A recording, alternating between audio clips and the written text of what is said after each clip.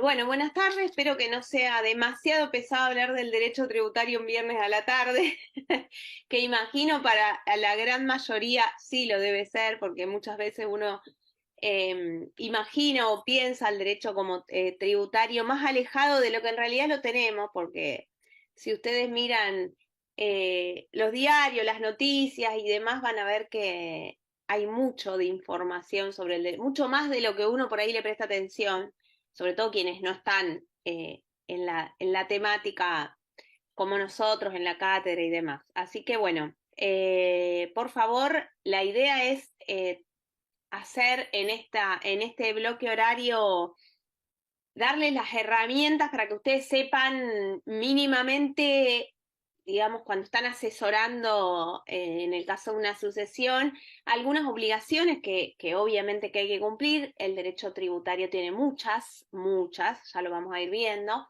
pero bueno, que tengan unas mínimas herramientas legales y administrativas como para en el momento poder contestar, dirigir, digamos, asesorar y bueno, después ir viendo las complejidades, porque obviamente que hay algunas cuestiones que son para salir del apuro rápidamente, como en toda cuestión jurídica, y después cada cuestión depende, el conflicto, ¿no? De qué se trate, tiene sus particularidades y por ende sus dificultades. Yo voy a proyectar algunas filminas. Sé que me dijo Karina que había algunas dudas con los dos casos prácticos, así que vamos a charlar después de la primera parte que tiene que ver más con la unidad 4 de la materia, un poco el primer caso práctico y luego el segundo que es más de los que va con la unidad número 5 que tiene que ver más con los impuestos, algunos impuestos en particular, para que tengan algunas ideas generales. No sé si alguien acá está familiarizada con la materia tributaria, quiere contar alguna experiencia o ha tenido alguna cuestión en particular sea desde el punto de vista de las sucesiones o algún trámite administrativo o lo que fuere que tenga que ver con los impuestos. ¿Alguien ha trabajado temas tributarios? ¿Nadie? Nadie. Bueno, Algo, pero muy poco, ya no me acuerdo, ha sido hace unos años, unos 10 años por lo menos, así que ya poco recuerdo la verdad. y temas como ya que está aprovecho, no son todos obviamente no son todas de acá de Rosario, sino que hay de distintos lugares, ¿no es cierto? Del país. Sí, de Tucumán en mi caso. Bueno. De ¿Y provincia de qué? Buenos Aires. De provincia de Buenos Aires también. Bueno, en general nosotros apuntamos más a los impuestos nacionales, pero dejé un puntito al final que es el impuesto sobre los ingresos brutos, más que nada que tiene que ver en una situación que se puede dar de alguna explotación unipersonal o Perdón, quienes doctor. quienes ejercen determinadas actividades que no están exentas, digamos, actividades profesionales que no entran en la definición de exentas y a lo mejor tienen que pagar el impuesto. El impuesto sobre los ingresos brutos, si bien es provincial y vamos a hacer mención a algunas normas de la provincia, existe en todas las provincias de Argentina y en Ciudad Autónoma de Buenos Aires, con algunas particularidades en cada una, pero en general son las mismas normas. ¿Mm? Así que no van a tener problema. Andrea, ¿y vos cuando trabajaste algunas cuestiones tributarias allá hace mucho, era vinculado al tema sucesorio o No, aparte, sí. específico de tributario, digamos?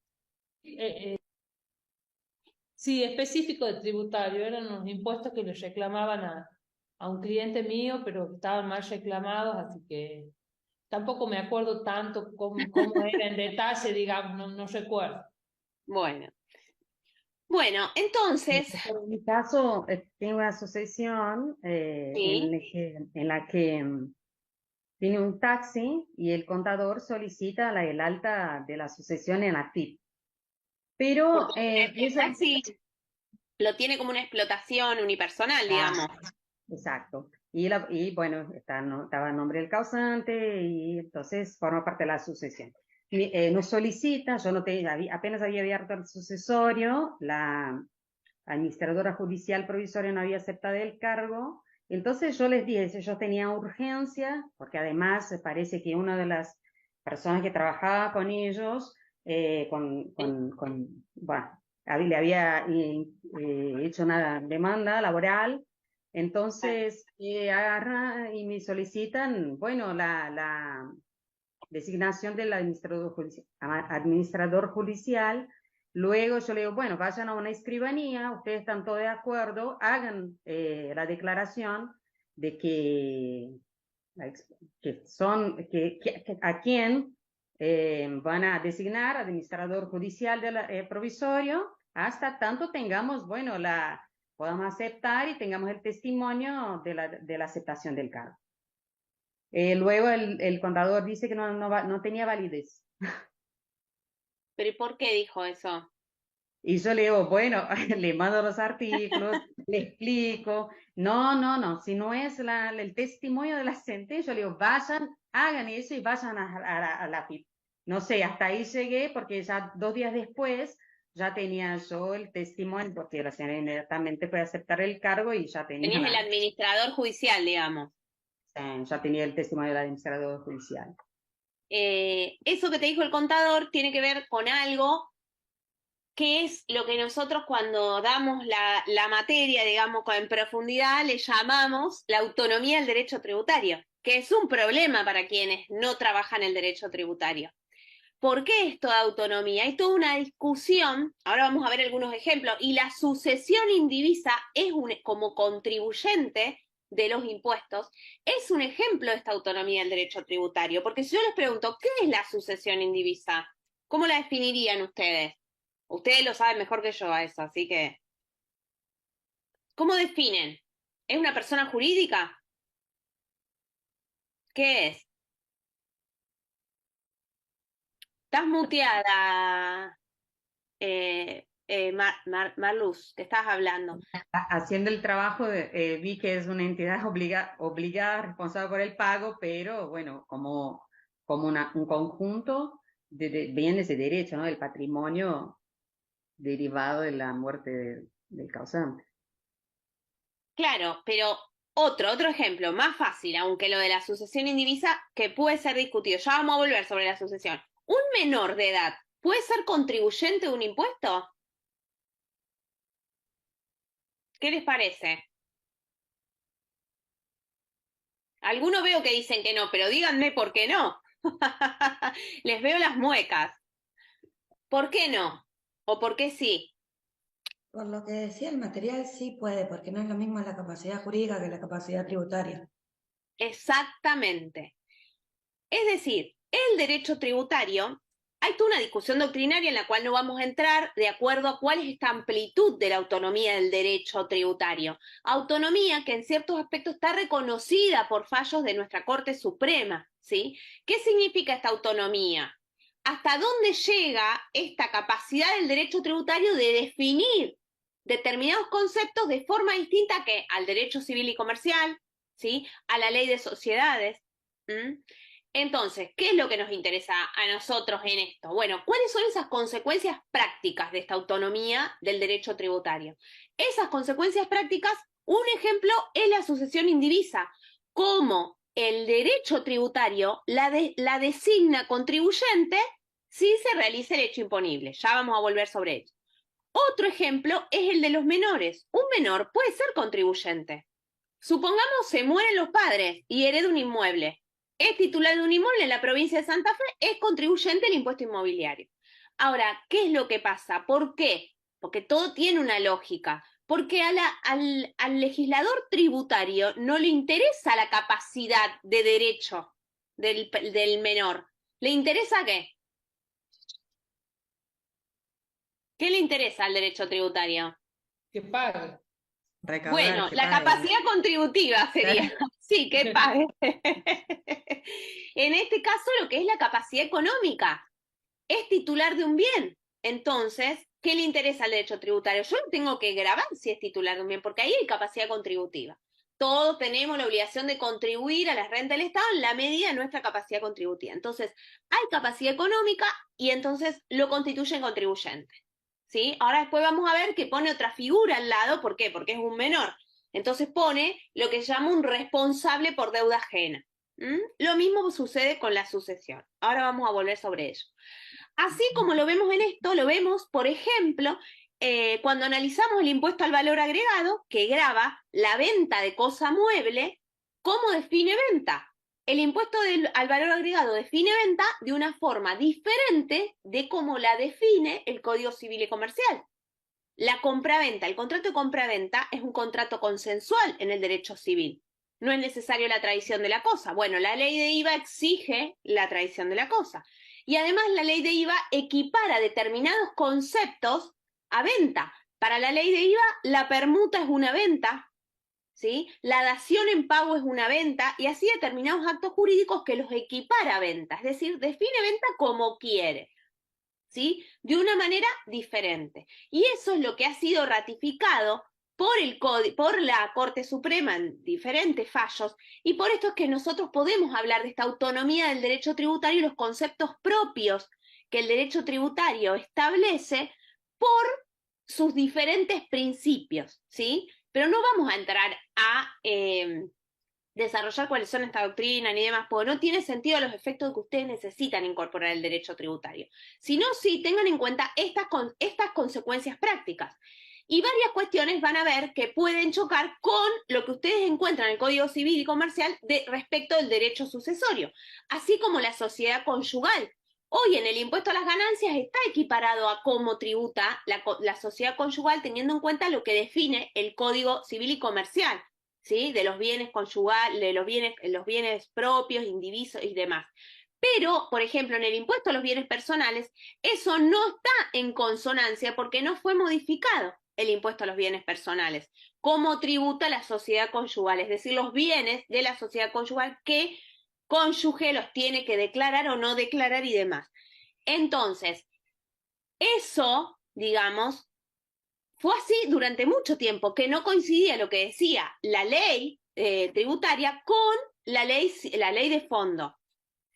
Pero nunca fue impugnado ni declarado inconstitucional ni nada de eso, porque se entendía esto, se acepta esto de la autonomía del derecho tributario. Y vamos a encontrar otras cuestiones, incluso ahora vamos a ir viendo algunos supuestos de solidaridad en la deuda tributaria, que son consecuencia también de esto que no sé quién lo dijo antes, de que la administración necesita recaudar. Entonces, en ese afán de garantizar la recaudación, por ejemplo, pone como responsable solidario un gerente de una sociedad, alguien que administra la sociedad, respecto al incumplimiento de la sociedad.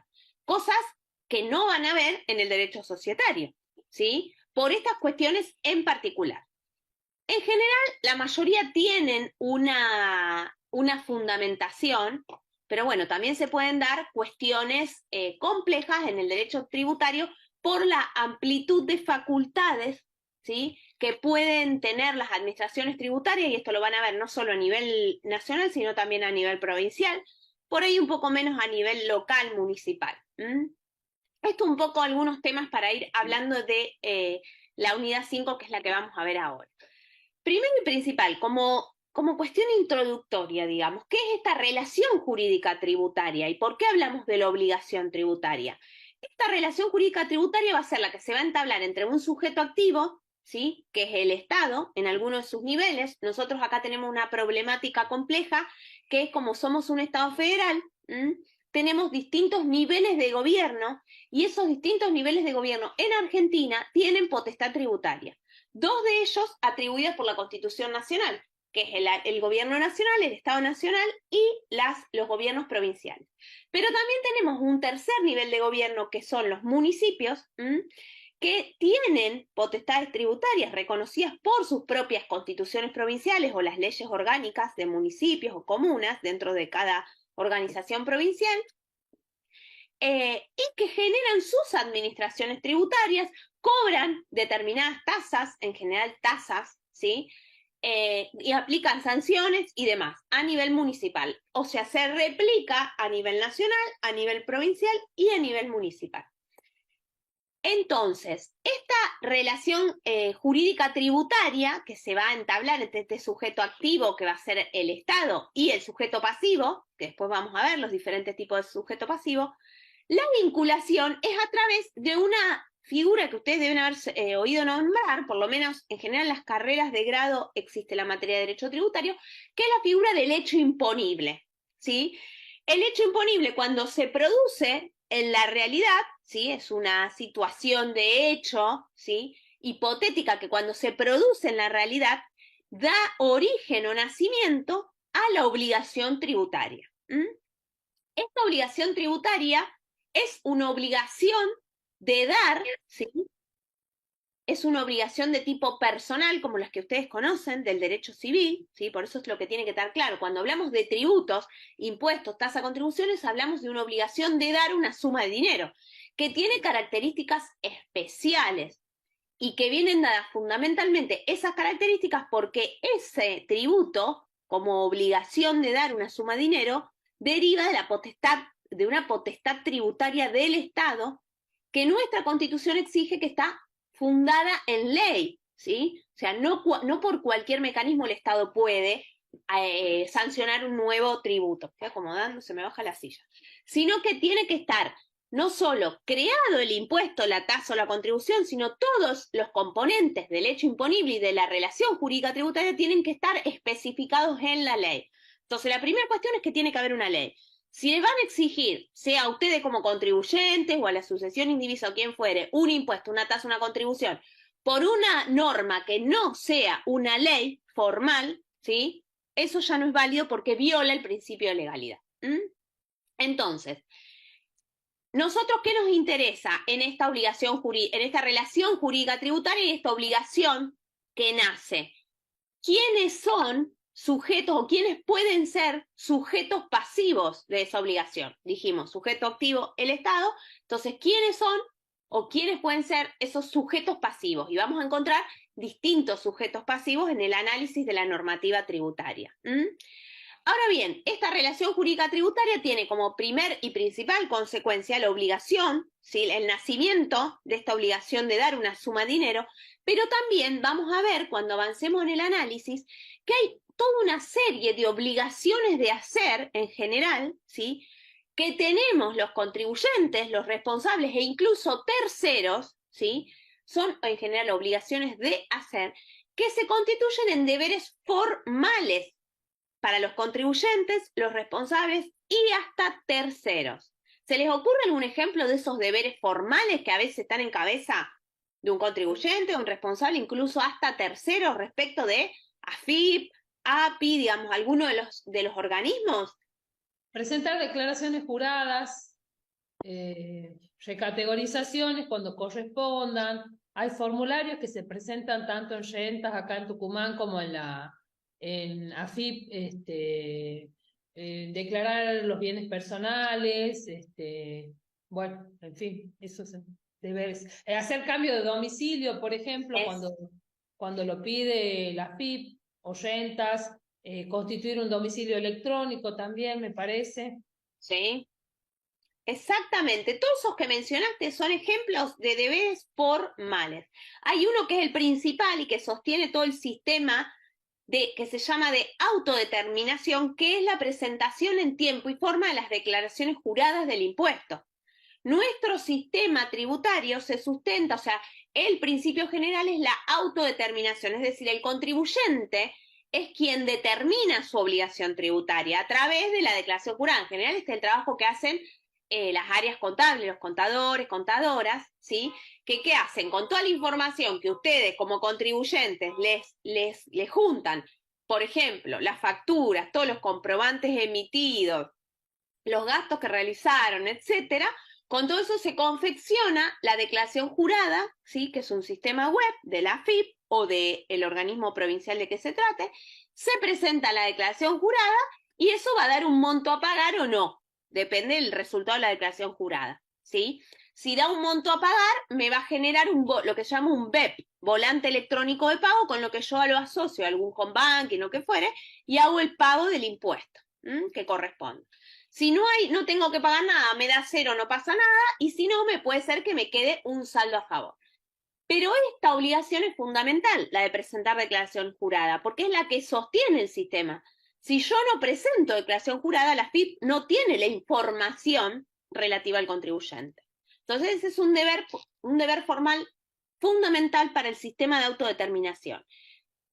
Pero hay muchos otros, algunos mencionó la compañera, y otros que son, por ejemplo, presentar declaraciones juradas informativas. Estas declaraciones juradas informativas, por ejemplo, las puede presentar un contribuyente, como decía recién la compañera, respecto a bienes personales. A veces a mí no me da a pagar el impuesto a los bienes personales por los bienes que tengo, pero sí tengo obligación de presentar declaraciones juradas informativas. Entonces tengo que informar mis bienes personales que tengo, aunque no me dé a pagar, porque no supero el mínimo. Pero a veces la AFIP exige el cumplimiento de determinados deberes formales a terceros, ¿sí? Por ejemplo, cuando le exige a las tarjetas de crédito información, cuando le exige a los escribanos determinada información. ¿Sí? ¿Alguien quería decir algo? No. Cuando le exige, qué sé yo, por ejemplo, a los administradores de consorcio determinada información, que luego información que utiliza la administración, ¿sí? Para determinar las obligaciones cuando el contribuyente no presenta declaración jurada o las que presenta son inexactas. Entonces ahí sí vamos a este segundo procedimiento de determinación de las obligaciones tributarias, que es la determinación de oficio. Pero bueno, volvamos a la obligación. Entonces, la obligación de dar, de pago del tributo y toda una serie de obligaciones de hacer, que son estos deberes formales, que la administración están en cabeza de los contribuyentes o los responsables y que son consecuencia de todas las facultades que la ley 11.683, por ejemplo, que es la ley 11.683, la de procedimiento tributario nacional, establece, le otorga a la Administración Federal de Ingresos Públicos. Entonces, estos sujetos pasivos de la obligación tributaria, uno de los cuales es la sucesión indivisa, ahora vamos a ver las características que tienen toda una serie de deberes de tipo formal y material. Material formal, todo lo que dijimos, deberes de hacer en general. Material, el de pago de la obligación tributaria. El incumplimiento de estos deberes, porque es lo que permite sostener este sistema de alguna manera, este incumplimiento de los deberes acarrea una responsabilidad para el sujeto de que se trate. Esa responsabilidad vamos a ver que puede ser de dos tipos. La responsabilidad tributaria solidaria, ya vamos a verla un poquito más, o una responsabilidad penal. Esta responsabilidad penal la analizamos desde dos puntos de vista. Infraccional, que son todas las infracciones que encontramos por incumplimiento de deberes formales o deberes materiales en la ley 11.683, o delictual. Recuerden ustedes que nosotros tenemos la ley penal tributaria, que tipifica una ley penal especial, que tipifica toda una serie de delitos que tienen que ver con esto, con el incumplimiento de deberes materiales, que tienen que ver con el no pago o pago menos. Toda la responsabilidad, hablamos de responsabilidad penal, porque como vamos a ver más adelante, se aplican todos los principios del derecho penal. La Corte ha dicho que obviamente los delitos no están en discusión, pero las infracciones tributarias tienen naturaleza penal. Bien, veamos un poco esto de los sujetos pasivos de la obligación tributaria y cómo nosotros acá nos empezamos a vincular con el derecho sucesorio de alguna manera, y encontrar estas cuestiones que, como decían recién algunas compañeras, no encajan del todo con algunos conceptos que ustedes ya vienen trabajando, ya sea desde el derecho civil en general o el derecho sucesorio en particular.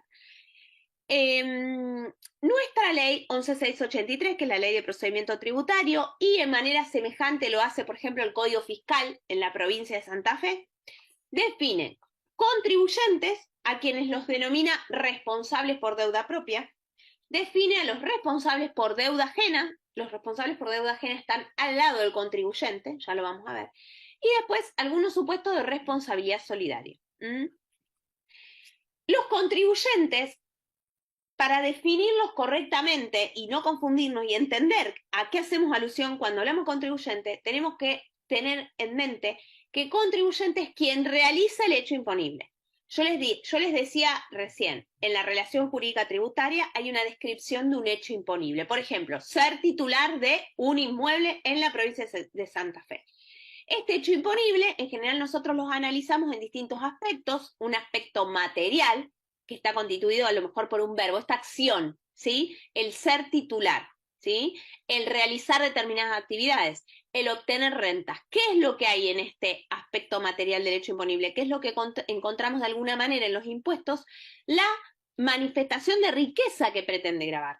En esa descripción de esa acción es donde el legislador encuentra una manifestación de riqueza que es la que capta con el tributo, ¿sí? Por eso el ser titular de determinados bienes o de un patrimonio, en el caso de los impuestos patrimoniales, el obtener rentas, ¿sí? En el caso de los impuestos al consumo, como es el impuesto al valor agregado, por la venta, por la prestación de servicios. Es decir, en esa descripción del aspecto material nosotros tenemos una manifestación de riqueza. El hecho imponible también va a tener un aspecto espacial, es decir, el territorio, ¿sí? Por ejemplo, en el territorio de la República Argentina o ser titular inmueble en la provincia de Santa Fe. Va a tener un aspecto temporal, ¿sí? Y el aspecto temporal para nosotros es muy importante y en lo que tiene también que ver con el proceso sucesorio para determinar cuál es la ley aplicable, ¿sí? En el aspecto temporal ustedes van a ver cuando avancemos un poco más que nosotros nos encontramos con dos tipos de hechos imponibles. Hechos imponibles de tipo instantáneos y hechos imponibles de tipo periódicos. Los instantáneos son los que se producen en un momento determinado. Por ejemplo, cuando analizamos el impuesto de sellos, ¿sí? ¿Quién saben que grava el impuesto de sellos? ¿Se les ocurre un ejemplo de sellos? Los contratos. Muy bien. El contrato, determinados contratos o los contratos en general a título oneroso están grabados por sellos cuando están instrumentados, ¿sí? Porque lo que graba el impuesto de sellos es la instrumentación de determinados actos o instrumentos a título oneroso en la provincia. Santa Fe, Buenos Aires, Córdoba, donde fuere. En general todas igual. Pero tienen que estar instrumentados. Entonces yo tengo un instrumento, el contrato, lo firmo hoy, contrato de alquiler, por ejemplo. Lo instrumentamos hoy, las dos partes. Hoy, 6 de octubre, ¿sí? Se firma ese contrato. Hoy, 6 de octubre, nace el hecho imponible. Se da el hecho imponible, por ende, nace la obligación tributaria, mi obligación de pago. ¿Qué pasa? La ley me da 15 días para pagar ese impuesto, ¿sí? Entonces, lo que yo tengo disociado en el tiempo es el momento de nacimiento de la obligación tributaria con el momento de pago de esa obligación tributaria. ¿Qué pasa si cambia la ley entre esos 15 días? Desde que se produce, hoy el 6 de octubre nace el hecho imponible y mi obligación, el 15 de octubre modifican la ley y la alícuota es más baja y yo tengo que pagar el 20 de octubre, supongamos, no conté los días. ¿Qué ley tengo que aplicar? ¿Qué alícuota tendría que aplicar? ¿La vigente al 6 de octubre o la vigente al 20 de octubre, que es el día de pago? ¿Qué les parece? Del nacimiento de la obligación. Sí. Bien. Es la ley vigente al momento de nacimiento de la obligación tributaria. No sé si alguien estaba diciendo algo. Que consideraba lo mismo que Valeria, que es Bien. la ley del momento del nacimiento de la obligación. Muy bien. Entonces, ese momento es digamos, el momento del nacimiento es el momento que me determina la ley aplicable. Después se modifica, no importa. Porque lo que me interesa a mí es la ley vigente al momento en que nace la obligación tributaria, que es cuando se produce el hecho imponible, aunque el pago esté disociado. Lo mismo,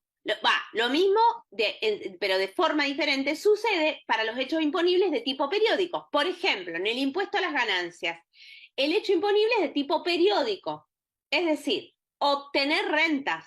¿Qué tiene que hacer el legislador? Tiene que cortar un periodo, inventa un periodo fiscal.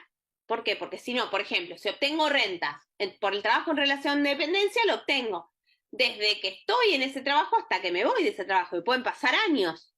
Entonces, ¿cómo el legislador se hace de ingresos?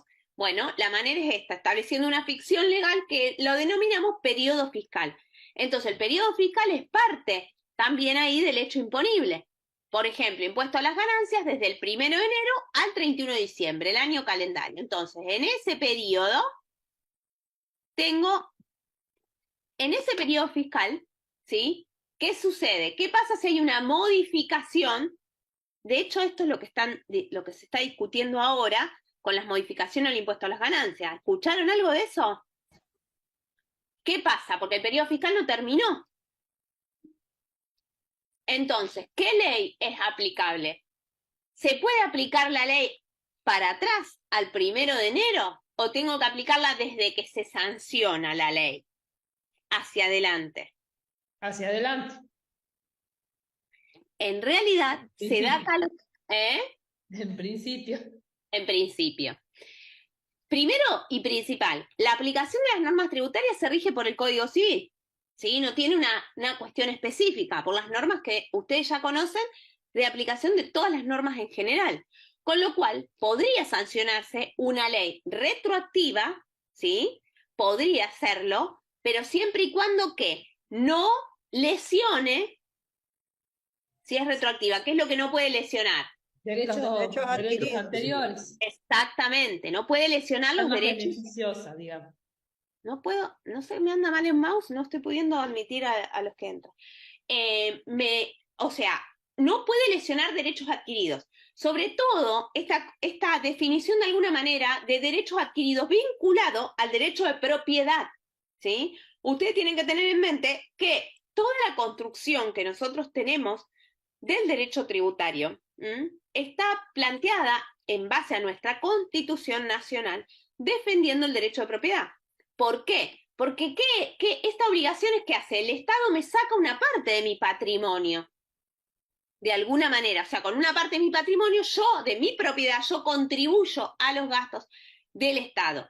Entonces, todos los derechos y garantías de los contribuyentes, en cierta forma, están pensados, ¿sí?, protegiendo este derecho de propiedad. Entonces acá, en esto de la retroactividad de la ley tributaria, o la irretroactividad, que es lo que se plantea en la doctrina en general y que ha planteado la Corte, es un límite, ¿sí?, a esta facultad que tiene el Estado de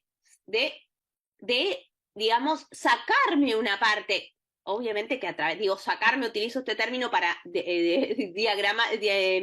mostrarlo de alguna manera, pero todo lo que nosotros vemos, la construcción que hay alrededor de la protección del derecho de propiedad, se ve de manera muy importante. Ustedes deben haber escuchado el principio de capacidad contributiva, deben haber escuchado el principio de no confiscatoriedad de los tributos y demás, que son todas construcciones que tienen como base el derecho de propiedad. Bien, lo mismo sucede con la irretroactividad. Entonces, ¿pero qué es lo que sucede? Si el periodo fiscal no se terminó de suceder, porque está a mitad del periodo o a fin, pero no llegó al 31 de diciembre, ha entendido la Corte y la doctrina en general que se trata de un supuesto de retroactividad impropia. Por eso la llama impropia, no es una retroactividad. ¿Por qué? Porque no nació el hecho imponible, porque se entiende que el hecho imponible nace cuando culmina de producirse el periodo fiscal. Entonces podría existir cierta retroactividad en esos supuestos. ¿Qué quiero decir? Ejemplo del impuesto a las ganancias. Podría darse esas modificaciones de forma retroactiva al 1 de enero de este año. ¿Sí? ¿Por qué? Porque no se entiende que es una retroactividad, sino que se la llama retroactividad impropia. Bien, vuelvo. Entonces, contribuyente quien realiza el hecho imponible. Esto es importante para después diferenciarlos de los responsables por deuda ajena. Contribuyentes, o como lo llama la ley 11.683 en el artículo 5, responsables por deuda propia, son quienes realizan el hecho imponible. Es decir, si el hecho imponible es ser titular de un inmueble, son quienes son titulares del inmueble. Si el hecho imponible es obtener rentas, quienes obtienen las rentas. Si el hecho imponible es, la instrumentación de un determinado acto jurídico, quienes instrumentan ese acto jurídico y así sucesivamente. ¿Qué dice el artículo 5? Están obligados a pagar el tributo al fisco en la forma y oportunidad debidas, personalmente o por intermedio de sus representantes, como responsables del cumplimiento de su deuda tributaria, quienes sean contribuyentes, sus herederos y legatarios con arreglo a las disposiciones del Código Civil y Comercial. Es decir, acá ya fíjense que la ley 11.683 pone junto al contribuyente a sus herederos y legatarios. Entonces, primer cuestión, los denomina responsables por deuda propia e incluye a los contribuyentes y a sus herederos y legatarios, ¿sí? Esto que hago esta aclaración acá, contribuyentes de derecho, no de facto, ¿sí?, tiene que ver con que van a encontrar a lo mejor esta distinción entre contribuyentes de hecho y de derecho. No tiene que ver con una cuestión jurídica, sino cuando nosotros en el derecho hablamos de contribuyentes, son quienes realizan el hecho imponible, ¿sí? Cuando ustedes encuentren esta mención al término contribuyentes de hecho, es en el caso de que se suceda un efecto económico, que es la traslación del impuesto. Cuando el contribuyente traslada su impuesto a otro, por ejemplo el consumidor final, en el caso de los impuestos a los consumos, que lo traslada en el precio del producto en general, se le dice que es un contribuyente de hecho, es en quien repercute en definitiva el impuesto. Es un efecto económico, la traslación, ¿sí? Para nosotros los contribuyentes son los destinatarios legales del tributo, que son quienes están obligados a pagarlos al fisco. Y la obligación es a título propio, no son responsables por deuda ajena, sino que son responsables por deuda propia. Contribuyentes y sus herederos y legatarios. La norma no dice quiénes son contribuyentes, sino que dice quiénes pueden ser contribuyentes, porque fíjense, ustedes van a encontrar los contribuyentes en las normas específicas de cada impuesto. Acá lo que la ley 11.683 establece es quiénes pueden serlo. Fíjense cómo dice: revisten el carácter de contribuyente en tanto se verifique a su respecto el hecho imponible, es decir, realizan el hecho imponible, que les atribuyen las respectivas leyes tributarias en la medida y condiciones necesarias que éstas prevén para que surja la obligación tributaria.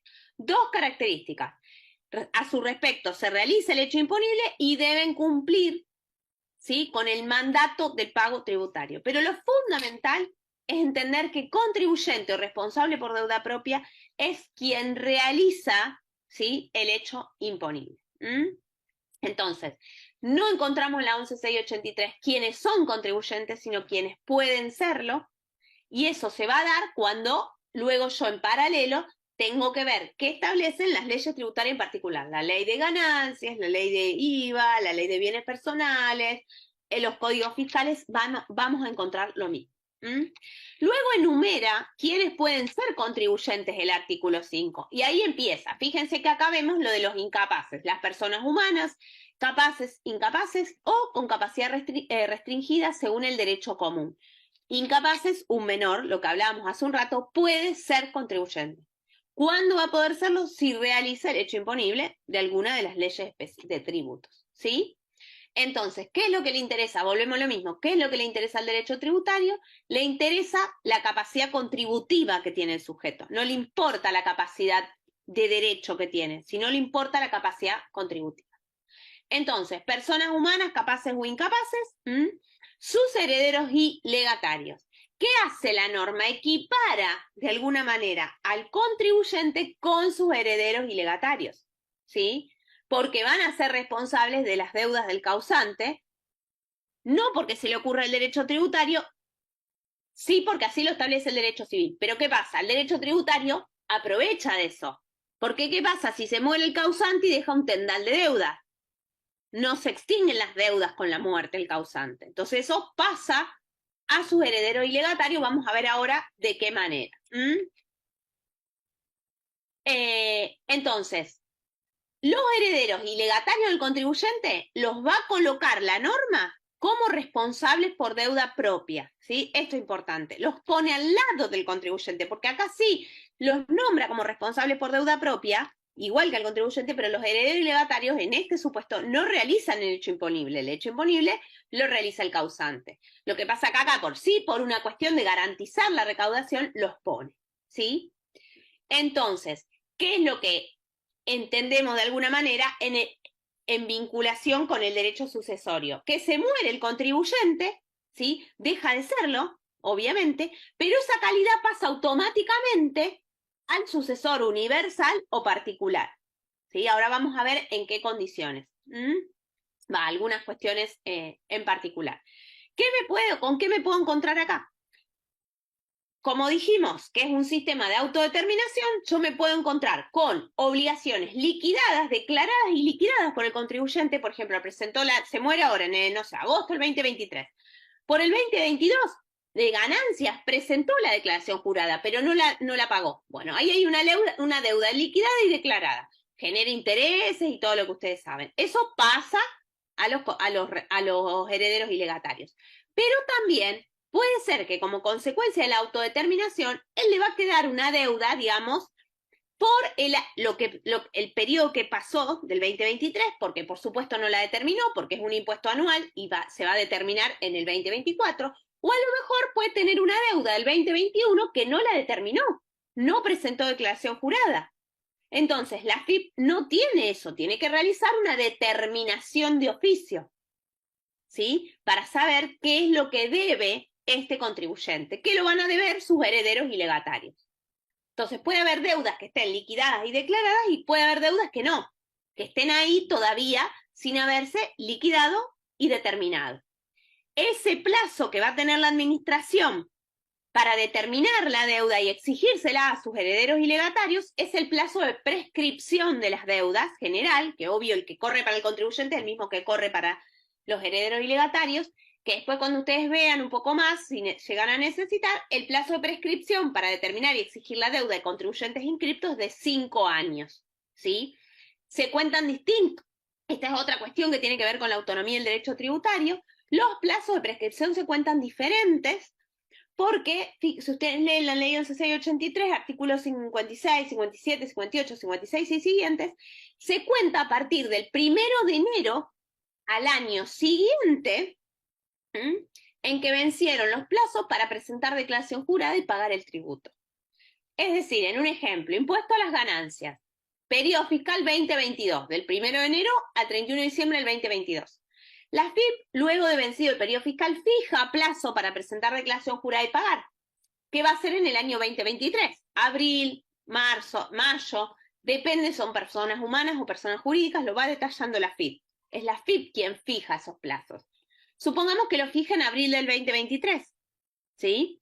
Entonces, ¿cuándo empiezan a contar los 5 años de prescripción para determinar la deuda que tiene la administración, porque no tiene una deuda líquida para exigirle? El 1 de enero del año siguiente a la fecha de vencimiento de presentación de declaración jurada y pago, que fue en abril del 2023. Entonces va a empezar a correr el 1 de enero del 2024. Y ahí cuentan estos 5 años, este plazo de prescripción que tiene la administración, para poder determinar la deuda, saber cuánto es la deuda de ese contribuyente y exigírmela, con determinados procedimientos administrativos que ahí pueden tener sus distintas cuestiones y demás en torno a los herederos, a la sucesión, etcétera, que ya iremos viendo. ¿Quedó claro eso más o menos? Por favor, me cortan cualquier cosa. Bien. ¿Qué más? Esto, una diferenciación. Una cosa es cuando el contribuyente era responsable, quien fallece era contribuyente por deuda propia, y fallece. Lo continúan sus herederos, ¿sí? Es decir, lo continúan. La ley los pone a los herederos y legatarios al lado del contribuyente. Pero también puede suceder que el causante haya sido, por ejemplo, director o gerente o representante de alguna persona jurídica o empresa que no tiene personería jurídica, que es un ente, sujeto también, es contribuyente, aunque no sea persona jurídica, es contribuyente, puede ser contribuyente si realiza el hecho imponible. ¿Qué pasa esta disyuntiva? En estos supuestos, ¿sí? El gerente, ya vamos a ver en qué condiciones, puede serle extendido la responsabilidad solidaria, el gerente que ahora falleció, ¿sí? Se le puede extender por responsabilidad solidaria la deuda que dejó de cumplir la sociedad, bajo determinadas condiciones, un procedimiento y demás. Entonces la pregunta es, ¿esa extensión de responsabilidad al causante por ser gerente de una sociedad se transmite automáticamente a los herederos? Si yo les digo que esa extensión de responsabilidad en realidad tiene una naturaleza de alguna manera sancionatoria, porque es por no haber cumplido correctamente sus funciones como gerente. Pero la deuda es de la sociedad, no del gerente, sino que al gerente se le extiende la responsabilidad. ¿Se puede o no transmitir eso a los herederos? ¿Qué les parece? Sí, pero previo deberá notificarlos o Yo intimarlos. diría que no por el principio de personalidad de la pena. Sí, yo había leído que siempre que el gerente tenga, no cualquier gerente, digamos, siempre y cuando tenga la administración y disposición de, como decir, de definición para poder pagar, en ese caso sí se puede transmitir, o sea, no por el solo hecho de ser gerente, se transmite, sino que tiene que tener a su cargo la administración y la disposición. Bien, supongamos que la tiene. Sí. Sí, pero si tiene naturaleza sancionatoria, eso no se transmite. La pena es personal. No tiene, a ver, hago esta aclaración. Ahora cuando leamos el artículo 8 van a ver que tiene como una naturaleza sancionatoria, esa extensión de responsabilidad. Yo coincido, no se puede transmitir. Hay que discutirlo. ¿Por qué? Además, ¿por qué? Por lo que dijo recién el compañero, que es el principio de personalidad de la pena. Si nosotros, aunque no sea una sanción, porque no está establecido como una sanción la extensión de responsabilidad, ¿sí? De cierta forma, obvio que damos por sentado que se cumplió el procedimiento, que se dan las condiciones de los gerentes, como decías vos, Andrea, y demás, ¿no? Todo eso es correcto. Si no se hubiera muerto, probablemente se le extienda la responsabilidad. Ahora, se murió. Yo puedo extenderle esa responsabilidad que en cierta manera tiene una naturaleza sancionatoria porque es el no cumplimiento correcto de los deberes como gerente en lo que tiene que ver con la administración y el pago de los impuestos. Ojo que la FIP ha intentado extenderlo, ¿sí? No es un criterio unánime, por eso lo pongo en signos de interrogación. Mi forma particular de verlo y mucha doctrina, obviamente, muchísimo más importante que yo, considera esto que decíamos recién, que tiene una naturaleza de sanción y que no se puede extender, ¿sí? A sus herederos o legatarios como si le extiendo, digamos, la deuda, ¿sí? Como si le exige la deuda a los herederos y legatarios. Lo dejo como un signo de interrogación para que lo tengan en cuenta. Ahora vamos a ver después el artículo 8 y vamos a entender un poquito más cómo es esta naturaleza sancionatoria. Bueno, esto sigue el artículo 5 estableciendo quiénes pueden ser contribuyentes. Fíjense, personas jurídicas de existencia ideal, cuáles son. Otros entes, esto es distinto, esto también es parte de la autonomía del derecho tributario, otros entes. Es decir, no es una persona jurídica, una empresa, una explotación unipersonal que no tiene una personería jurídica, una sociedad, etcétera, sí es sujeto de impuestos. Obviamente si realiza el hecho imponible. Una unión transitoria empresa, agrupamiento de colaboración, consorcio, etcétera. Todos son contribuyentes a los efectos de la ley 11.683. Y en particular, y lo que nos interesa acá, es el inciso D. El inciso D del artículo 5 dice: las sucesiones indivisas, cuando las leyes tributarias las consideren como sujetos para la atribución del hecho imponible, en las condiciones previstas en la ley respectiva. Entonces, ¿qué hace la ley 11.683? Establece que las sucesiones indivisas, si realizan el hecho imponible, pueden ser contribuyentes de los distintos impuestos. Entonces, son sujetos pasivos. ¿Cuándo? Cuando realizan el hecho imponible, por supuesto. Si no hay hecho imponible, no son sujetos pasivos, nada, no son contribuyentes de nada. Entonces, ¿qué periodo? Ahora vamos a ir viendo en los impuestos. Desde el fallecimiento del causante hasta que exista la declaratoria, el día que se dicta la declaratoria de herederos, tenemos la sucesión indivisa como un sujeto pasivo, como un contribuyente distinto del causante y de los herederos, ¿sí? Esta comunidad de bienes, de alguna manera, en este proceso que comienza con el fallecimiento, el día siguiente al del fallecimiento, y que va a culminar con la declaratoria de herederos.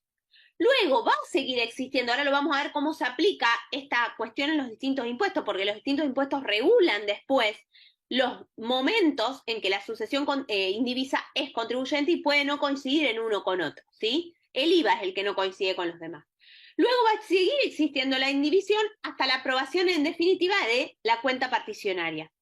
Pero ahí vamos a ver que los distintos impuestos regulan distinto y en general son los herederos los que incorporan un porcentaje, ¿sí? Porcentaje, porque todavía no están los bienes divididos, un porcentaje y lo tienen que declarar en cabeza de cada uno de los herederos una vez que pasó la declaratoria, ¿sí?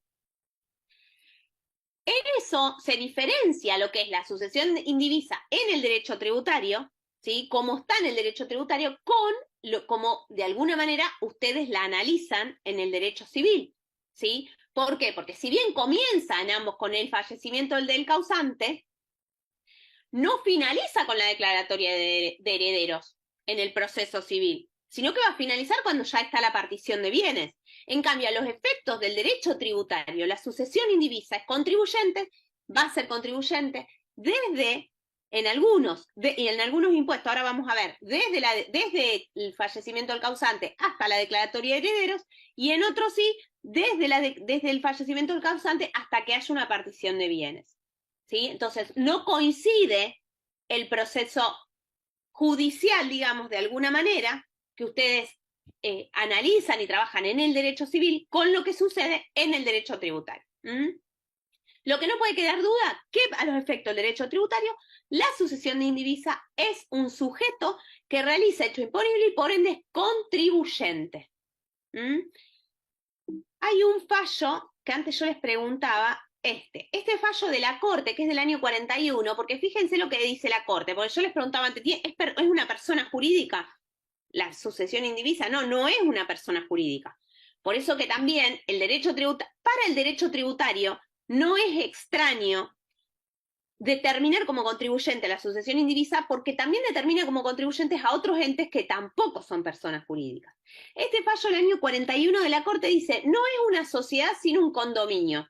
Un conjunto de personas que tiene sobre un bien o una cantidad de bienes un derecho de propiedad por partes indivisas, sobre los cuales cada condominio puede ejercer el derecho consiguiente, compatible con la naturaleza de aquellos, sin el consentimiento de sus condóminos, todo correlacionado con las disposiciones sobre el estado de indivisión. ¿Sí? Pero lo que tiene que quedar claro es esto, que para el derecho tributario puede ser contribuyente si realiza el hecho imponible. Sea el hecho imponible de ganancias, ¿sí? Si estamos frente al impuesto de ganancias, van a ver que va a ser contribuyente hasta la fecha de la declaratoria de herederos.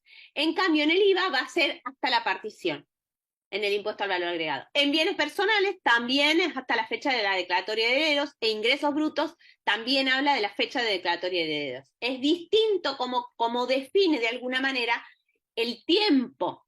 Fíjense que podemos decir que es como un sujeto determinado en el tiempo, tiene una duración limitada en el tiempo como contribuyente.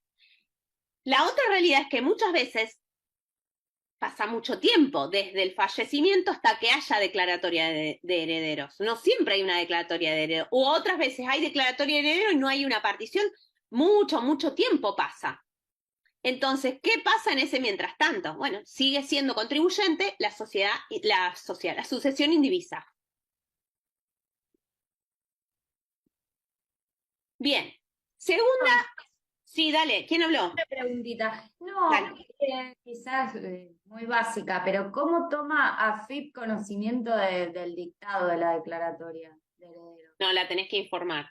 Se La tenés que informa. informar. Sí, se informa a sí mismo. A ver, la AFIP tiene información de ANSES y toma conocimiento de la partida de función de una persona, pero al margen de eso, que nosotros entendemos que es así, nos da un plazo de 60 días para informar el fallecimiento, ¿sí? Y con el mismo quit que el causante sigue la sucesión indivisa de alguna manera. Más que nada, esto se da cuando hay algunos supuestos, como yo les decía antes, de explotaciones unipersonales que tienen una continuidad en el tiempo inmediata cuando muere el titular, ¿no es cierto? Que alguien la tiene que continuar en el mientras tanto. ¿Sí? ¿Podría ser, por ejemplo, una farmacia? Claro, ¿sí? Una farmacia, un kiosco, un bar, digamos, cualquier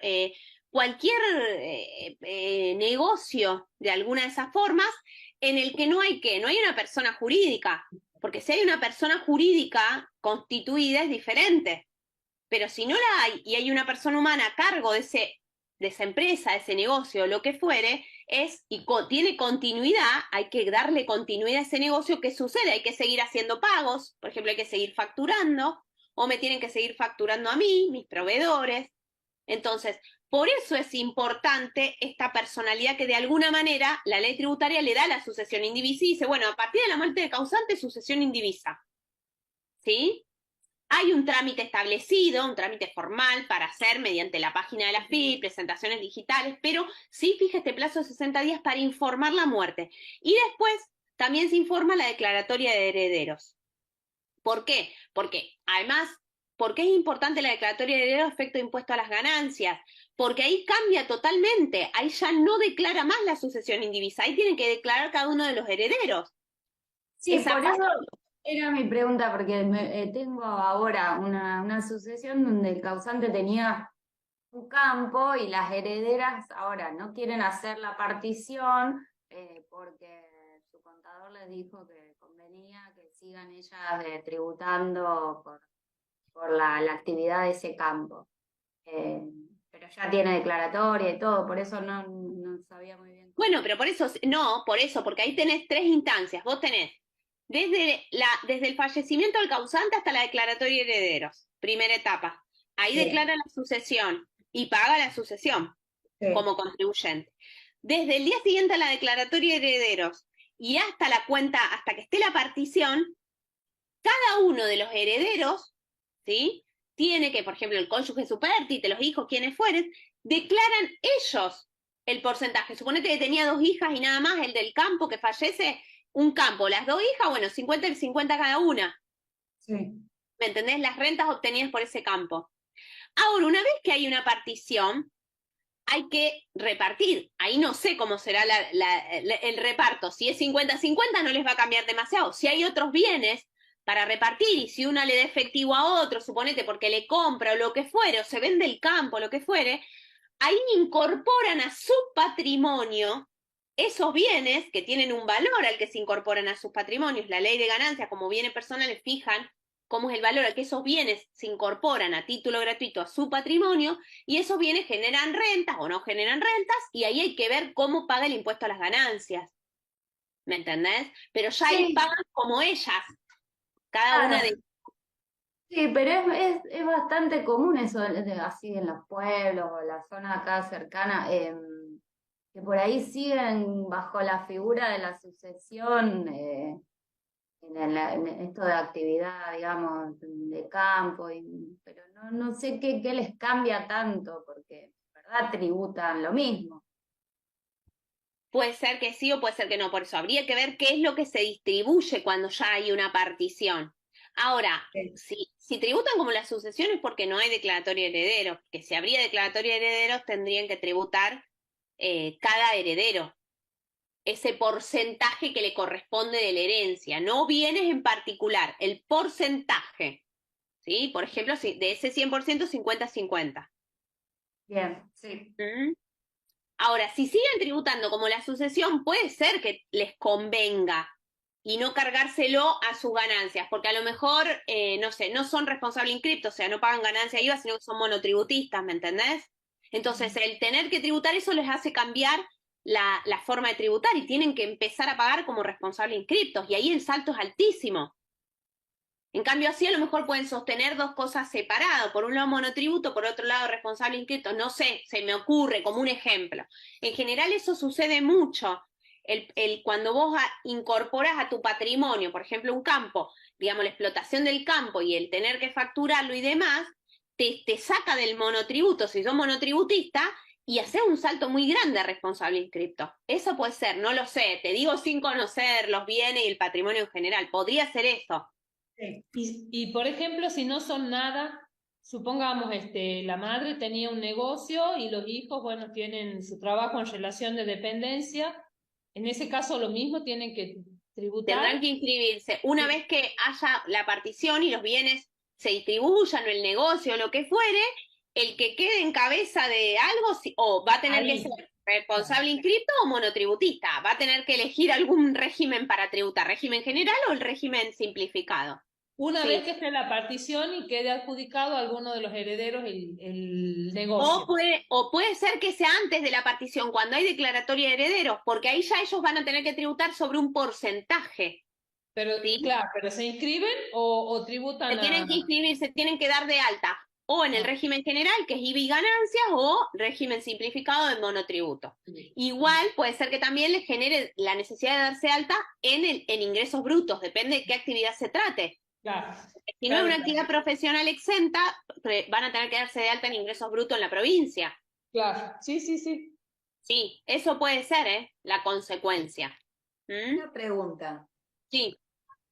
Si ellos no notifican a la AFIP de esta declaratoria de herederos, ¿tienen alguna sanción, digamos, corre alguna infracción para ellos o no? para mí lo que es más preocupante de eso, ponele que después te instruyen por un incumplimiento un deber formal, que es la de informarlo, que puede no ser mucho monto ni nada. ¿Sabes qué es lo peor de eso? Que puede ser o no, habría que ver en números.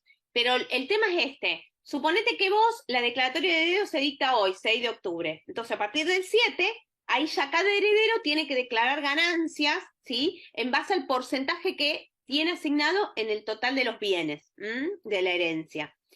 Hasta que haya la cuenta particionaria. No llegó a la partición todavía. Tiene declaratoria de heredero. No informan nada a la FIP y sigue tributando la sucesión. ¿Qué puede ser? Si la FIP detecta eso en algún momento, tiene 5 años para atrás para redeterminar. Y si alguno era, suponete, monotributista, y por esta redeterminación que hace la administración, la determinación le dice, no, esto está tributando mal, acá el sujeto pasivo no es más la sucesión, tiene que ser cada uno de los herederos, te determina retroactivamente la deuda, que ahí puede haber cambios. Ejemplo que hablábamos recién, algunos de los herederos no están inscriptos. Bueno, le tiene que dar de alta. O era monotributista, se le produce un salto a responsable inscripto. O sea, hay que tenerlo en cuenta porque puede ser una complicación, porque una vez que la FIP toma, si la FIP no se da cuenta, bueno, pasa, pero si toma conocimiento y te determina la deuda, retroactivamente 5 años lo puede hacer, que es el plazo de prescripción. Pero ¿y lo que pagó a nombre de la Que sucesión? lo toma paga cuenta, sí, verá como, claro, o sea, está mal pagado, ese es el tema. Entonces, puede ser que haya pagado de más la sucesión y lo otro te dé menos, podría ser, es raro, o puede ser que te dé un saldo a pagar. El tema es que lo que te dé a pagar va a ser con intereses para atrás, porque todo eso genera intereses si vos no lo pagas en tiempo, digamos, va sumando, ¿viste? A lo mejor la diferencia es nada, o a lo mejor es un monto importante y genera además la obligación de algunos contribuyentes que no eran contribuyentes, por ejemplo, porque no tenían una actividad, no eran contribuyentes, entonces se tienen que dar de alta. O si eran monotributistas y les produce este cambio, les va a generar un cambio en ellos en particular, en los herederos en particular, porque la sucesión dejó de existir. Ahora, lo que estuvo pagado se tomará como pago a cuenta de lo que le dé esa determinación, lo que fue pagando la sucesión indivisa. No es que Digamos, se pierda, eso quiero decir. Que si da lo mismo el monto que tenían que tributar, no correrían los intereses. No, sí, los intereses te lo van a correr. Corren igual. Y sí, si te determinan una deuda, porque vos a determinados vencimientos, que yo, ganancias 2020 venció en tal fecha, bueno, intereses hasta la actualidad, 2021 venció en tal fecha, intereses hasta la actualidad, 2022, y así te lo van, por si no pagaste, no te va a dar igual, probablemente no te dé igual, sería muy raro, entonces te va a generar intereses. La sanción te puede generar algún tipo de sanción, lo que es por no informarla. Ojo con eso, porque también lo que puede suceder es, nosotros tenemos que tener en cuenta que el artículo 45 y el artículo 46 de la 11683 establecen lo que son las infracciones materiales. En las infracciones materiales, cuando hay una omisión de pago, conducta culposa, no hay dolo. En el 46 hay defraudación, es decir, mirá si la FIP después me inicia un sumario diciéndome, vos seguiste pagando como sucesión indivisa cuando no correspondí, sabías, porque me querés defraudar. Entonces ahí sí la multa puede ser importante, porque la defraudación, la multa, está fijada en torno al monto dejado de ingresar, ¿sí? Entonces ahí sí podría ser por la conducta que te derive en un inicio de sumario. Vos ahí te vas a defender, vas a tener, digamos, garantizada la defensa y demás, pero puede ser que se inicie un sumario argumentando esto. Bueno, responsable por una pregunta. Sí, dale. En cuanto al IVA que vos decías. Vos sabés que se me cortó. ¿Cómo? Con el... Daniela, en cuanto al IVA, digo, que vos decías que. No, es ella. Como que se te corta. A ver, sacá si no la imagen, a ver si se te escucha mejor. Ahí me acerco a dale. En cuanto al IVA que vos decías que tributa, que no tiene los mismos plazos, digamos, que lo que estábamos hablando, por ejemplo, de ganancia. Sí. ¿Qué se tributa? ¿Con el quid del causante hasta sí, la partición? No, la sucesión indivisa es sujeto. La sucesión indivisa es sujeto, pero hasta la partición. no hasta la declaratoria de herederos, sino hasta la partición. Y hay un tiempo en que puede seguirse tributando con el quit del causante. Eso significa que la sucesión indivisa va a tener un quit aparte, una quit aparte. Sí, tiene un quit aparte. Puede tenerlo, puede seguir con el quit del causante o puede tener un quit aparte. Claro. Pero es un contribuyente aparte. Ahora vamos a ver algunos ejemplos en IVA y ganancia, de las situaciones que se pueden dar de acuerdo al paso del tiempo, ¿no? Bien, 2 minutos. Responsables por deuda ajena. Esto es importante. ¿Por qué? Porque, fíjense, vamos al artículo, después le explico 2 o 3 cositas. El artículo 6 dice, están obligados a pagar el tributo al fisco, bajo pena de las sanciones previstas en esta ley, con los recursos que administran, perciben o disponen como responsables del cumplimiento de la deuda tributaria, sus representados, mandantes, acreedores, titulares de los bienes administrados o en liquidación, en la forma y oportunidad que rijan para aquellos o que especialmente se fijen para tales responsables. Es decir, estos responsables por deuda ajena, como primer cuestión, la definición legal, responden con los bienes que administran, ¿sí? Es decir, la ley los pone al lado del contribuyente, pero no pagan con sus propios bienes, sino que pagan con los bienes que administran. Son quienes están obligados a presentar declaración jurada, pagar el tributo, cumplir con las responsabilidades, ¿sí? Están al lado, no desplazan al contribuyente. ¿Quiénes son? Por ejemplo, el cónyuge que percibe y dispone de todas las rentas propias del otro. Los padres, los tutores, los curadores de los incapaces y personas de apoyo cuando sus funciones comprendan cumplimiento de obligación. Síndicos y liquidadores de las quiebras, representantes de sociedades de liquidación, quienes ejerzan la administración de las sucesiones y a falta de estos últimos, el cónyuge supérstite y los herederos. Este es el que nos interesa a nosotros. Pero fíjense lo que hablamos al principio de los menores. El menor puede ser contribuyente. Pero ¿qué pasa? La ley tributaria entiende que el menor no tiene capacidad de derecho. Entonces, ¿qué hace? Pone al lado un representante. Lo mismo sucede con las sucesiones, porque es una entelequia la sucesión indivisa. Entonces, ¿qué hace la ley? Pone al lado, para cumplir con las obligaciones, al administrador de la sucesión y, si no hubiera, al cónyuge o a los cónyuge supérstite o los herederos, ¿sí? Bien. Luego, cuando nosotros continuamos con los otros incisos, lo mismo con las sociedades.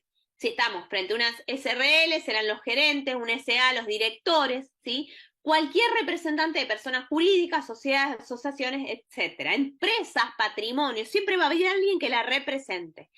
Asimismo, administradores de patrimonio, ¿sí? Y pone en último lugar a los agentes de retención y percepción, que alguna vez los deben haber sentido nombrar, pero no vamos a meternos en eso, pues no terminamos más. Entonces, todos estos supuestos que nosotros vimos recién son supuestos de representación, excepto los agentes de retención o percepción.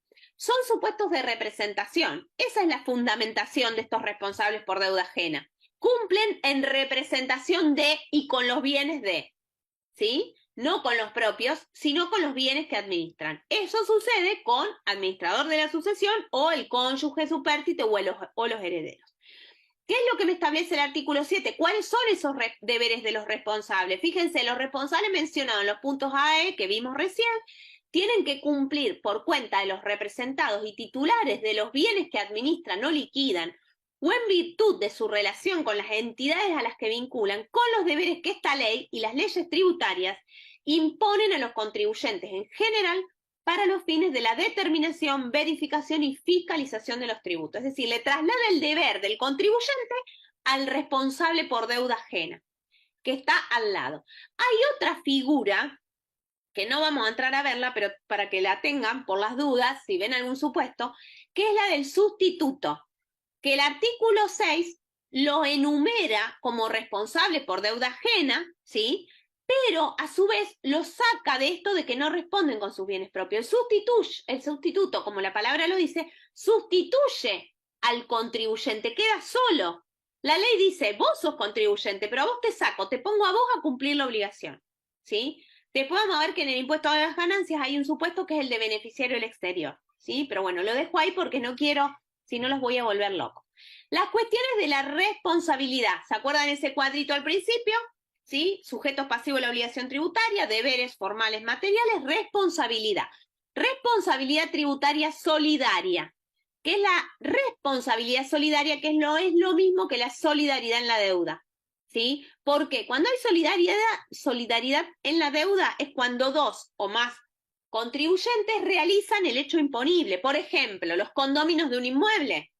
En 2, 3 condóminos realizan todos el hecho imponible, entonces son solidariamente responsables en la deuda. Acá estamos hablando de otra cosa. Es una solidaridad referida al aspecto pasivo de la obligación tributaria, que tiene que ver con la obligación de pago, ¿sí?, de esa suma de dinero. Y como muchas de las cosas que venimos mencionando recién, vamos a ver que en algunos aspectos deja de lado la ley de sociedades comerciales, obedece a razones de eficacia recaudatoria, es decir, a garantizar la recaudación. En el artículo 8 encontramos, ¿sí?, estos, definidos los responsables por deuda, los responsables solidarios, perdón, en distintos incisos, que de alguna manera los podemos clasificar en aquellos supuestos de responsabilidad subsidiaria con los deudores del tributo. Quédense tranquilos porque yo este material se los dejo para que ustedes lo tengan. Después yo se lo mando todo a Karina. Que son los incisos A, E y G, y luego tenemos supuesto en que la responsabilidad no es subsidiaria, ¿sí?, con los deudores del tributo. Nosotros nos vamos a centrar solo en el inciso A el día de hoy, si no nos da el tiempo, porque esto es gigante. El inciso doctora, sí. Perdón, a ver si me... No, dale nomás. Un poquito. ¿Esta responsabilidad tributaria solidaria es por deuda propia o ajena? Es por deuda ajena. Fíjate cómo empieza. El inciso A del artículo 8 dice, fíjate, el primero, el encabezado dice, responden, así inicia el artículo 8, responden con sus bienes propios y solidariamente con los deudores del tributo, y si lo hubiere, con otro responsable del mismo gravamen, sin perjuicio de las sanciones correspondientes a las infracciones cometidas.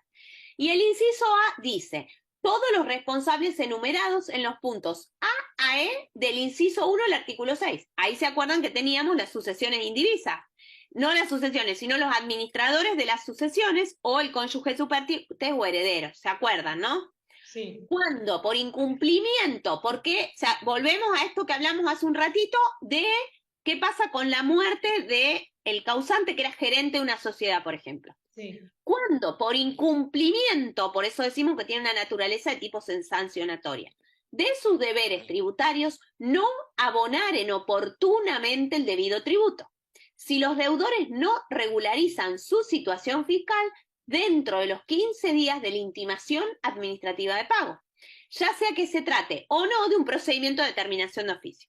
No existirá esta responsabilidad personal y solidaria respecto de aquellos que demuestren debidamente que dicha responsabilidad no le es imputable subjetivamente. ¿Sí? ¿Se entiende esto del incumplimiento de los deberes tributarios?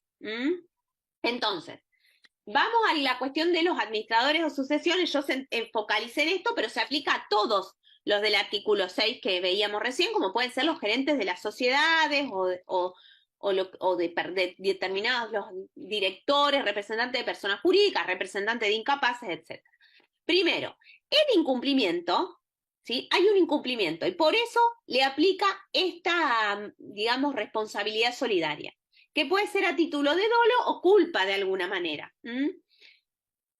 Vuelvo, es represiva. Si nosotros decimos que es represiva esta responsabilidad, volvemos al tema que hablábamos hace un ratito, de si se muere este gerente al que le están queriendo extender la responsabilidad, si va a ser eso, se transmite a sus herederos legatarios. ¿Sí? Este intríngulis que hablábamos hace un ratito. Entonces, es a título represivo y de índole subjetiva. No es por el mero hecho de ser administrador de la sucesión, ¿sí? Sino que yo tengo o sea, tiene que haber un incumplimiento, ¿sí?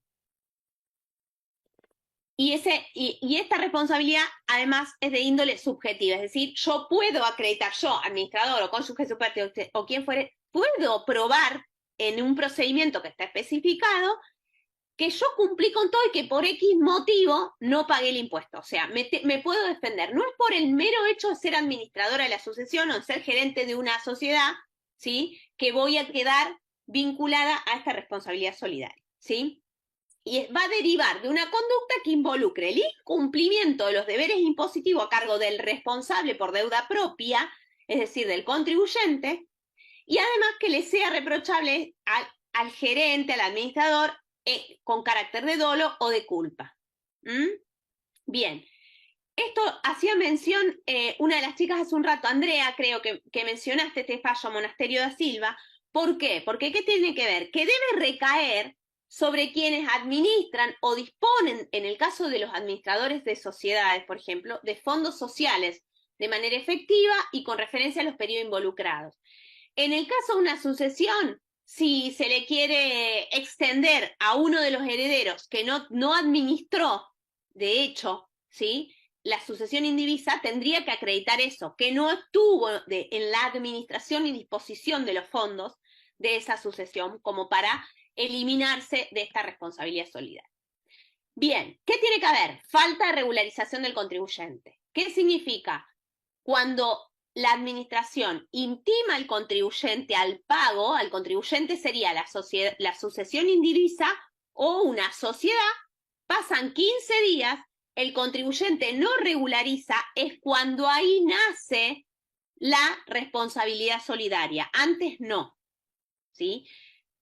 ¿Cómo se puede exonerar de esta responsabilidad? El administrador de la sucesión, heredero legatario, tiene que probar, digamos, porque lo va a tener que probar él, causas exonerativas, ¿sí? Acreditar que no dispuso de los fondos. En el caso de una sociedad, por ejemplo, lo podría acreditar con determinadas actas del directorio, donde planteó determinadas situaciones y quedó constancia de que no, digo, no sé, algunas cuestiones que se me ocurren. ¿En qué momento? Y en qué momento tiene que ver con el procedimiento que se lleva a cabo para determinar, para hacer extensiva esta responsabilidad, que se llama procedimiento de determinación de oficio. Y está regulado en el artículo 17 de la 11.683. Ahora vamos a volver sobre eso. Acá está, el artículo 17. Es fundamental la sustanciación del procedimiento de determinación de oficio con respecto al responsable por deuda ajena para hacer efectiva la solidaridad. No puede, así porque sí, tiene que sustanciarse este procedimiento donde el responsable va a tener, ¿sí?, el debido proceso para defenderse y acreditar su no responsabilidad de alguna manera. Bien. ¿Más o menos se entendió? Después lo vemos con algún caso más en particular, si quieren. Bien, lo otro, para ir terminando, a ver qué hora es. Bueno, sí, ya los dejo descansar después de un rato, para ir terminando. Ah, me decía, esperen que ahí me está pidiendo Karina. Voy a dejarla hacerla cojos porque no sé qué le pasó. Bueno, acá veo que hay un par de...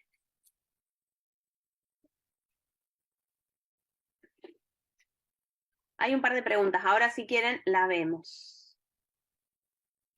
Karina, acá está. Que no me deja. Que no me deja hacer la co-host. Bueno, ahora pruebo. Total, terminamos con esto, ahora pruebo. Bueno, seguimos con esto un ratito más y después cortamos, si les parece. Nosotros dijimos que la responsabilidad, ¿sí?, la vemos desde no solo de la extensión de responsabilidad, sino también de todo lo que tiene que ver con el ámbito penal, desde dos puntos de vista, infraccional y delictual. No vamos a abordar lo delictual porque nos excede ampliamente algunas cosas de la responsabilidad penal infraccional que tiene que ver con la sucesión indivisa y los herederos legatarios. Primero, a modo de introducción, se discutió mucho la naturaleza jurídica de las infracciones tributarias. Infracciones, no de los delitos. Los delitos son delitos, no hay nada de naturaleza penal, ley penal especial. Pero en las infracciones, ¿sí?, que nosotros tenemos reguladas muchas en la ley 11.683, que tiene lógica, porque si tengo una parva de deberes formales que tengo que cumplir, tengo que encontrar una medida de que los contribuyentes cumplan. Entonces, bueno, la consecuencia del incumplimiento tiene que haber sanciones. Entonces, ¿qué se discutía? Si esas infracciones tenían una naturaleza penal, una naturaleza administrativa, una naturaleza tributaria, ¿sí? Quienes decían que la naturaleza administrativa se basaban en esta diferencia de naturaleza, digamos, entre los delitos y las contravenciones que lo deben haber sentido nombrar y que protegen otros bienes jurídicos y demás. La tributaria, en realidad, habla que es un derecho tributario penal, ¿sí? Que se aplica cuando el derecho, que es se basa en la autonomía del derecho tributario, y que se aplican los principios penales cuando así lo dice el derecho tributario. En cambio, la teoría penalista, que es la que primó, porque es la que sostiene la jurisprudencia de la Corte Suprema de Justicia de la Nación ya de hace mucho tiempo atrás, con muchos fallos, Parafina del Plata, Usandizaga, Bombich y Lapidus, un montón de fallos donde la Corte no duda en afirmar que las infracciones tributarias tienen naturaleza penal.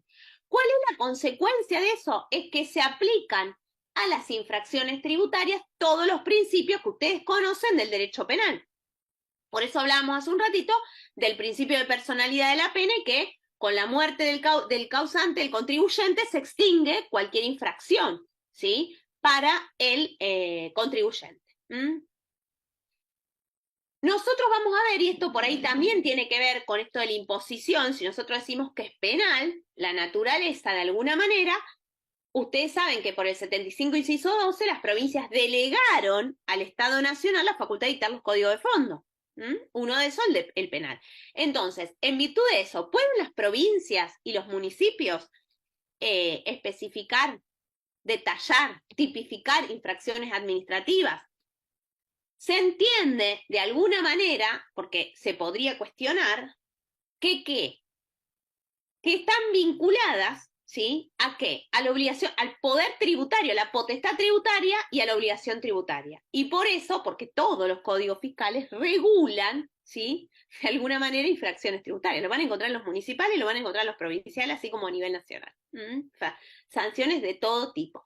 No hay duda que tiene naturaleza penal, se aplican los principios penales, pero está en discusión. Y hace no tanto salió un fallo de la Corte que tiene que ver con la prescripción de la potestad para aplicar las sanciones y hacerlas efectivas, porque el cómputo que está establecido, yo digo, tiene naturaleza penal, tengo que aplicar el Código Penal. ¿Y dónde se genera esta contradicción? Otra vez, estos son los problemas de la autonomía del derecho tributario, las cuestiones prácticas. ¿Dónde se genera esta cuestión? Con los códigos locales, ¿sí? ¿Por qué con los códigos locales? Porque a nivel nacional no hay problema, nosotros tenemos la ley 11.683, que es la misma jerarquía normativa que el Código Penal, pero en cambio tenemos leyes provinciales que tipifican sanciones y dicen cómo prescriben, y una ley nacional, que es el Código Penal, a quien las provincias le delegaron, que me establece cómo prescribe. Entonces, bueno, hay una cuestión ahí y la Corte falló dando la razón en que se aplican las normas de prescripción del Código Penal, que acorta muchísimo los plazos, distinto de los códigos fiscales. Entonces genera esta situación de inequidad también con las administraciones tributarias provinciales, distinta situación que la nacional, porque la nacional va a seguir teniendo los 5 años de prescripción. En fin, ¿a qué voy? La naturaleza es penal, se aplican todos los principios penales. Jurisprudencia de la Corte, un montón. Nosotros tenemos en el artículo 54 de la ley 11.683 que las sucesiones indivisas son sujetos no imputables de las sanciones previstas en la 11.683, deja fuera el 54 el artículo 39, 40, 45, 46 y 48. En realidad lo que muchos autores dicen que hay otros artículos, fíjense que no está el 38 es la obligación de presentar declaración jurada. Esa sanción sí se la pueden aplicar cuando la sucesión indivisa no lo aplica, no presenta. No las demás, incumplimiento de los deberes formales del 39, 40 es clausura, en fin, 45, 46 y 48 son las infracciones materiales. Ahora vemos un poco de qué se trata. A ver, esta eximisión de responsabilidad a la sucesión indivisa no es extensible a los administradores legales o judiciales de la sucesión. Ojo, ¿sí? Estos sí van a ser personalmente responsables. Eso lo dice el artículo 55.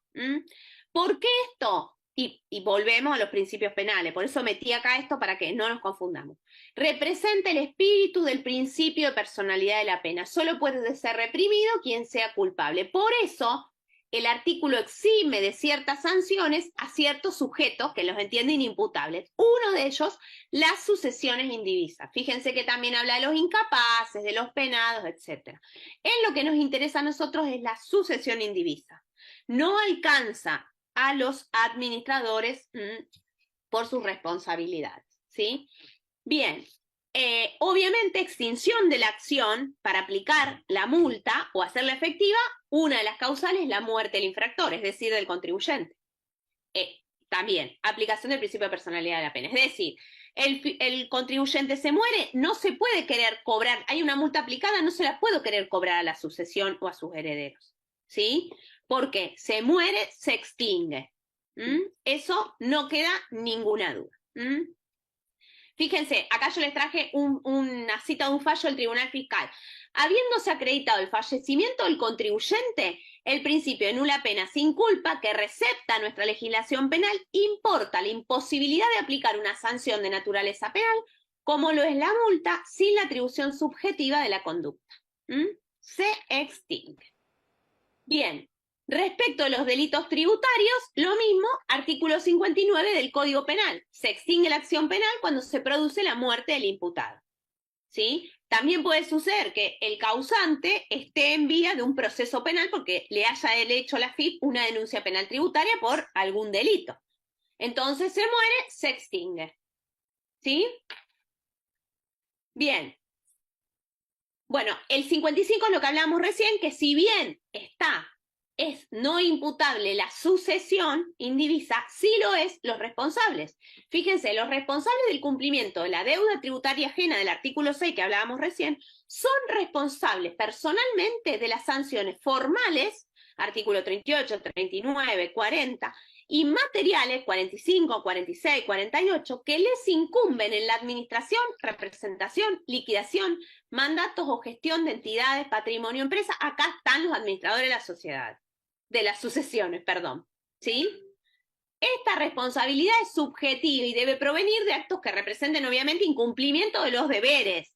Por eso tiene que estar todo acreditado en un procedimiento administrativo y en su defecto irá a la sede penal si va o no. Bueno, principio y garantía aplicable lo vamos a pasar de largo porque esto ya lo súper conoce. Clasificación de las infracciones tributarias. ¿Quieren que cortemos? ¿Seguimos 5 minutos más? Como quieran. Perdón, a mí me quedó una duda con, Dale. con el tema de la responsabilidad de las infracciones tributarias. La sucesión indivisa no es responsable y los administradores sí. No sé, ahí se me armó como un... Claro, como suponete. una confusión. A ver, un ejemplo, puede ser. Vamos a ver un ejemplo. Sí, la única que no está excluida, vamos a hacer una cosa, veamos 2 minutos las infracciones para entender cuáles son, ¿sí? Formal y material, y después volvemos sobre la diferencia de situación entre la sucesión indivisa como sujeto pasible de infracciones y los administradores, que están como en un pie de igualdad con los menores, por ejemplo, los incapaces, es lo mismo. Lo que no sucede, por ejemplo, en las personas jurídicas. Vieron ustedes que hay toda una doctrina desarrollada respecto a la responsabilidad penal de las personas jurídicas, pero la sucesión no es una persona jurídica. Porque si nosotros tendríamos definida la sucesión indivisa como una persona jurídica, tranquilamente se le podría aplicar una sanción, porque de hecho se aplican las sanciones a las personas jurídicas, incluso son sujetos de delitos tributarios las personas jurídicas. La ley penal tributaria fue la primera que incorporó a las personas jurídicas pasibles de ser delitos tributarios. Vamos a ver 2 minutos las distintas infracciones y tratar de entenderlas y después volvemos sobre esta diferenciación. Nosotros tenemos 2 tipos de infracciones tipificadas en la ley 11.683. Las formales y las materiales. La diferencia se da en el bien jurídico tutelado. Ustedes saben que todos los delitos y también las infracciones tutelan distintos bienes jurídicos. Bien, ¿cuáles son los bienes jurídicos tutelados por las infracciones en la ley 11.683? Las formales tutelan la administración tributaria en sus funciones fiscalización, verificación y determinación de tributo. Por eso que decíamos, todos los deberes formales que tenemos como contribuyentes son consecuencias de facultades que tiene la administración para fiscalizar, verificar y determinar las obligaciones, ¿sí? Entonces, la administración tributaria. Y sancionan en general incumplimiento de deberes formales. Cuando ustedes en algún momento, si tienen ganas y tiempo y quieren leer las infracciones, van a ver que no cumplen con esto de la prohibición de ley penal en blanco, muchas de estas infracciones formales, ¿sí? Porque tienen un carácter muy abierto y genérico. Después vamos a ver, al modo de ejemplo, el artículo 39. Y otra característica, la infracción formal la puede cometer el contribuyente, ¿sí? Un responsable por deuda ajena, o incluso un tercero a quien la normativa tributaria le asigna una obligación, un deber formal que no lo cumple, ¿sí? Aunque no sea contribuyente. Nosotros las tenemos reguladas en el artículo 38 y el 38 agregado sin número, el 39 y el agregado sin número, el 40 y el agregado a continuación son todas las infracciones formales. Una manera de clasificar las infracciones formales es en simples y agravadas.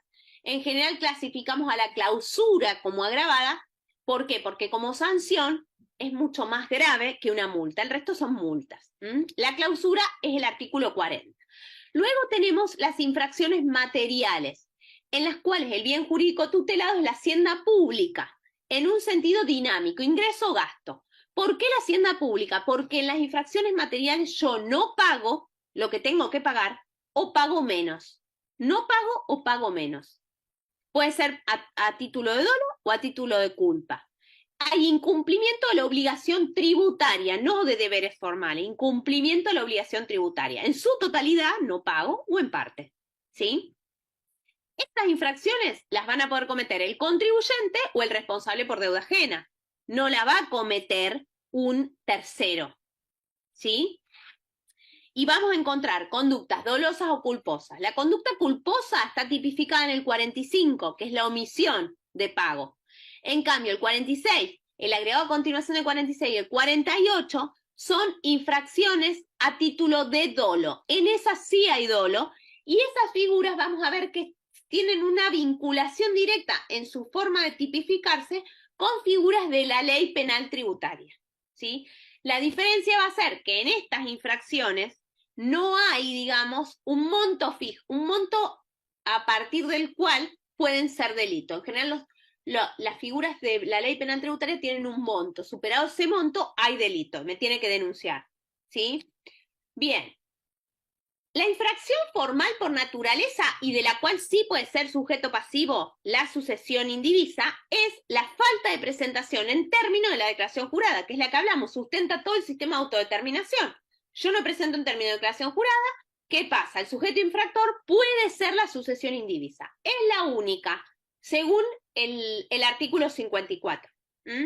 Luego, yo no voy a pasar todas las infracciones porque no tiene sentido que ustedes conozcan. Fijémonos una sola cosa, que es la 39. Fíjense cómo está descrita la conducta. Dice, el incumplimiento genérico sobre cualquier deber formal establecido en la ley de procedimiento fiscal, leyes especiales o toda otra norma de cumplimiento obligatorio. Es decir, no me tipifica los incumplimientos. Por eso decimos que es una ley penal en blanco que se complementa con otra norma necesariamente. Por ejemplo, hace un rato mencionaban la obligación de notificar el domicilio fiscal y notificar si hay algún cambio en el domicilio fiscal. El incumplimiento de eso es una sanción, puede ser acarrear una sanción por incumplimiento a estos deberes formales. Pero no está tipificado acá, sino que yo tengo que ir a otra norma para complementarla. Puede ser que esas normas sean la misma jerarquía, dos leyes, o puede ser que no, que se trate de un decreto o de una resolución. Entonces ahí viene el problema de cómo aplico los principios penales a la materia tributaria, materias que son muy diferentes. Bien, ¿cómo me aplican una multa? Hay un procedimiento regulado que es el procedimiento sumario. ¿Por qué? Por el principio de que, por aplicación de los principios penales me tienen que dar el derecho de defensa, tiene que haber regulado. Bueno, el procedimiento es el sumario, ¿sí? Donde ahí la FIP me va a notificar la infracción que me quiere aplicar y yo tengo la oportunidad de defender. Bueno, hay otras leyes, yo voy a pasar esto rápido porque no tiene sentido que está la sanción de clausura, por ejemplo, no emitir factura o comprobante equivalente conforme lo estipula la FIP, me puede hacer a mí, ¿sí? Esto puede ser, no va a ser para la sucesión indivisa, pero sí para el administrador de la sucesión, por ejemplo, en un caso de una explotación unipersonal, no emitir factura, ¿sí? Puede ser causal de clausura del establecimiento. ¿Mm? Bien, clausura. Después nosotros tenemos las infracciones materiales. La omisión de impuestos, que es una conducta culposa, es decir, no pago, omito el pago del impuesto mediante que la falta de presentación de declaración jurada o ser inexacta la presentada. Y lo mismo sucede con agente de retención y percepción. Pasamos. Error excusable, ¿por qué? Porque yo me puedo defender y puedo demostrar por qué no pagué. Bien, la defraudación, que son las dos grandes figuras de las infracciones materiales. La defraudación, aquí hay dolo, hay una intención y una voluntad de engañar al fisco para no pagar o pagar menos, qué sé yo, hay una doble contabilidad, tengo comprobantes truchos, etcétera, etcétera, etcétera, todas cosas que ustedes deben haber escuchado nombrar. ¿Cuál es la acción típica? Defraudación por medio de declaraciones engañosas u ocultaciones maliciosas. Y antes hablábamos de la sanción, que puede ser, fíjense que la multa la puede graduar la FIP entre 2 a 6 veces el tributo evadido, con lo cual si estoy evadiendo bastante, la sanción puede ser bastante. Bien, esto se los dejo. Nosotros tenemos todo un mecanismo de reducción de sanciones, ¿sí? Sobre todo las más gravosas, las del 35, las del 45 y 46, que tiene que ver con el momento en que yo acepto un ajuste de la FIP. Pero no quiero, esto lo voy a dejar para que después ustedes lo tengan, y volver a lo que planteaba, no me acuerdo quién era, que decía, Analía, vos que tenías alguna duda. ¿Quién era? Sí, yo, no, tenía la duda bien de cuándo respondían los administradores de la sucesión. No, tiene que darse alguna de esas sanciones que recién mostraba. Nosotros vimos, infracciones, perdón, recién hicimos un salpiqueo rápido porque no quiero volarles la cabeza, porque es mucho contenido para poco tiempo. Después, si ustedes necesitan más material para algo, obviamente me lo piden, yo les dejo mi correo electrónico. Pero puede suceder, por ejemplo, una infracción de clausura. No va a ser sujeto, es decir, cuando la administración inicie el sumario, no puede querer aplicarle una clausura a la sucesión indivisa, ¿sí? No, pero sí va a poder hacerlo al administrador de la sucesión, si hay un administrador sucesor. El tema, no sé si se entiende esa diferencia. ¿Por qué? Porque por esto que hablábamos hace un ratito, lo mismo que un menor, no le va a aplicar la sanción a un menor, se la va a aplicar al representante del menor, ante un incumplimiento, algún deber formal o material. ¿Se acuerdan que nosotros cuando hablamos de los responsables por deuda ajena dijimos, tienen los mismos deberes que los contribuyentes y son pasibles de sanciones por incumplimiento? Entonces, si no cumplen con esos deberes, se le pueden aplicar las sanciones, ¿sí? El tema es una sucesión indivisa, por ejemplo esto, a ver, uno fácil, una sucesión indivisa que tiene el deber de presentar una declaración jurada informativa X, no la presenta.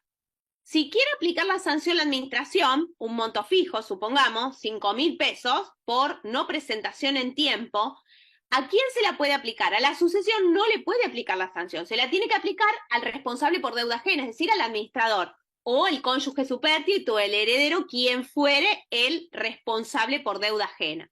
¿Se entiende eso? Porque ¿cómo le aplica la sanción a la sucesión que no tiene esta característica? Por eso hice alusión a esto de la responsabilidad penal y toda la doctrina que hay al respecto de las personas jurídicas. Pero la sucesión no es una persona jurídica. Una persona jurídica. Exactamente. Margarita, pero entonces en ese caso, cuando se aplica, por ejemplo, decimos, no se aplica la infracción a la sucesión indivisa, se aplica al administrador o al cónyuge supérstite o los herederos. En el caso del cónyuge o los herederos, ¿es el patrimonio propio el que responde o es el patrimonio indiviso? No, ahí podría llegar a ser el propio, porque es la infracción.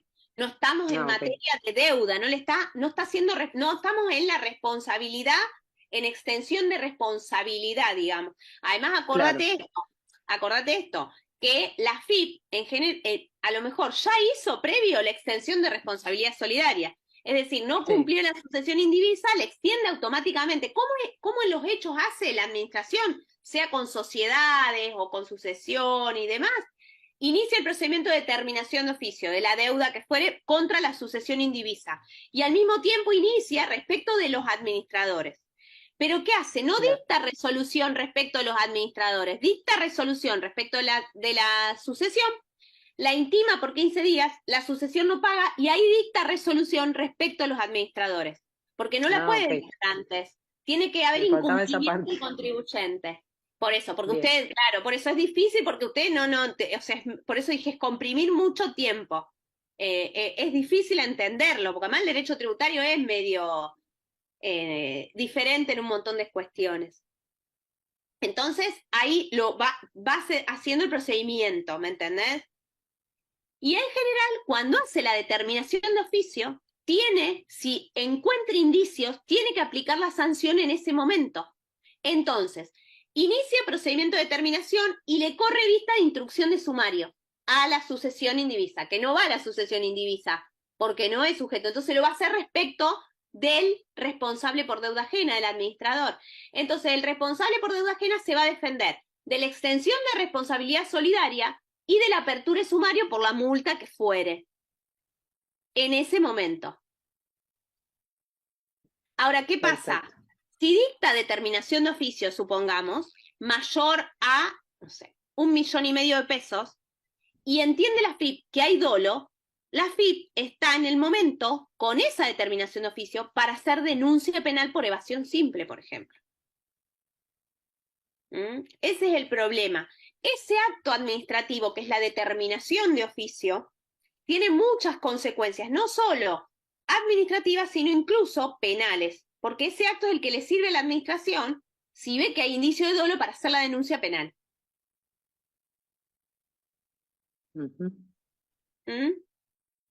Bueno, ¿quieren que cortemos 15 minutos y seguimos? Volvemos, ¿qué es? Casi menos 10, a las 6:05. Bueno. ¿Les parece? Sí, sí. Bueno, listo, nos vemos.